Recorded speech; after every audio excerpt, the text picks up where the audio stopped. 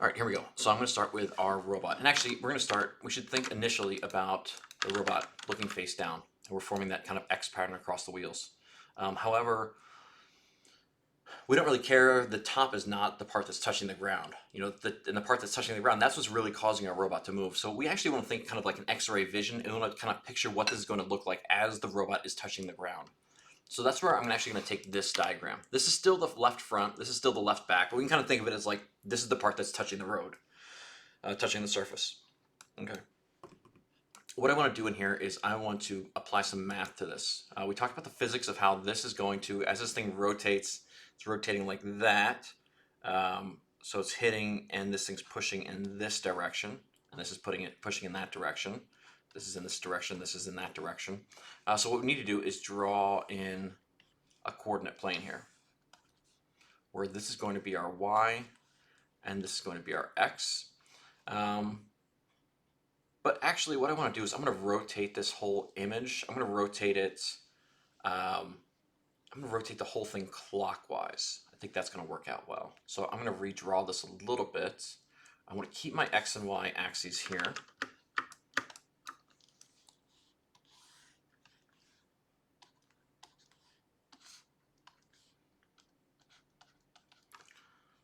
And then we're going to rotate this over like this.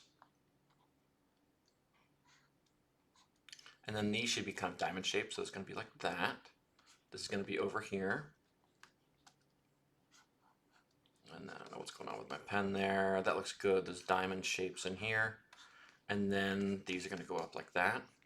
And then over here, these are going to go like this. Not looking too good, but hopefully that's visible enough. Left front, left back, right front, right back. And what we can know here is that, yeah, these tires, this is going to contribute in that direction. Oh, really bad looking tires. These are going to contribute in the y, in the x-axis, and these are going to contribute in the x-axis, and these are going to contribute in the y-axis. So if we want our robot to go in this direction, for example, that's, no one set of motors is going to get that done. Like these can handle going left and right, the left front and right back can handle going left and right. These can handle going up and down. So we really need to split the job in between these two things. This one is going to, the left front and right back is going to handle the X movement, and then the right front and the left back is going to handle the Y movement. Yeah, so let's see. What do we need to have in here? We can do a little bit of math in here. If we knew what this angle was, then we could figure out kind of what these things, yeah, we need to know this, and we need to know what the hypotenuse is. The hypotenuse, we're going to come back to it, but we're going to just put a little placeholder in there for right now. We're going to say that's our speed. It's how fast we want the robot to go. And we'll calculate speed a little bit later on, but that's going to be a number that we know. All right, so we can do a little bit of trigonometry here. This is a right triangle. So what we can say is that sine theta is going to be equal to right front, left back over speed. And if we reorganize that a little bit, right front is equal to left back is equal to sine theta times our speed. Okay,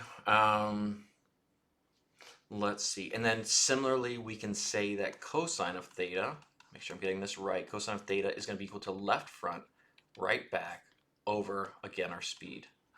So any power that we apply to left front is going to be the same as right back, is going to be equal to cosine of theta times our speed. Okay, so that's all good. Now we know how the powers are going to get applied there. That's a lot of the work done right there.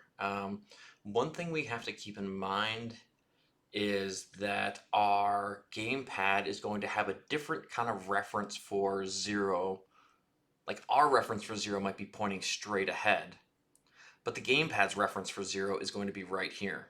So like that's how we're actually going to get our heading, is from our gamepad, like the direction of the gamepad, like where this thing is going. So 0 for the gamepad, maybe we can do this in like 2 different colors. Kind of add maybe a color over here. The gamepad 0 is this gamepad, and the robot's gamepad, and the robot 0 is going to be up here. Robot. So basically what that means is our heading, this theta, is going to be equal to whatever the gamepad tells us minus, oh, I think I'm getting the right counterclockwise, I think it should be minus 45 degrees. A quick note on this, some of this code is going to require us to use the robot, and Java is going to work in radians, and I'm going to keep this mostly in degrees, but if you feel comfortable, you know what radians are, you know how to use them, you can keep this in radians. But as I do my coding, I will probably refer back to mostly in degrees, just to keep it a little more user-friendly. Okay, so we have most of that, and now we need to talk about the gamepads. The gamepads in here, we're going to, because we need to figure out kind of what our gamepad angle is. Let's call it gamepad, GPA, gamepad angle. Well, we have our little stick here. Oh, we can do speed here too. The gamepad angle is going to be determined by basically like how far you push it in one direction. We can pull out the X values and we can pull out the Y values, and we can use a little bit of trigonometry to figure out what this angle is.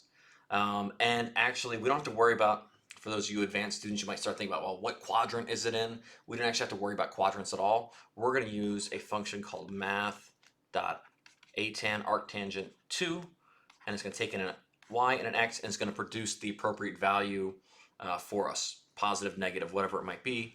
For those of you who don't know much about trigonometry, don't worry about that. We're just going to use, safe to say that this line of code is going to get our gamepad angle. Last thing we need to do there, before we have all of our pieces in place, we need to figure out the speed. Speed's pretty straightforward. Speed is just how far do you push the stick, right? If you push it a little bit, then there's not much speed. If you push it very far, then there's a lot more speed. And that's really just that's a little bit of triangle stuff, right? We have our x, we have our y, and then we have our hypotenuse.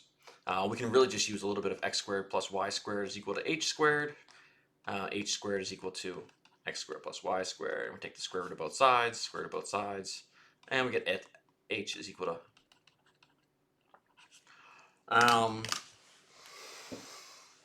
And I think that the code, yeah, anyways. And we also, again, we don't really need to worry about this too much. We also need to worry about the fact that this would be plus, positive, or negative.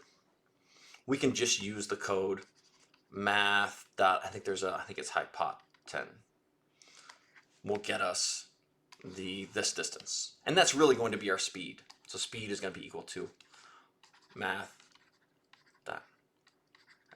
And so actually with all this stuff, this is actually all the things that we need in order to calculate our robot. So let me stop the video. I'm going to start a second one where we go through the actual coding of this, translating it into the code.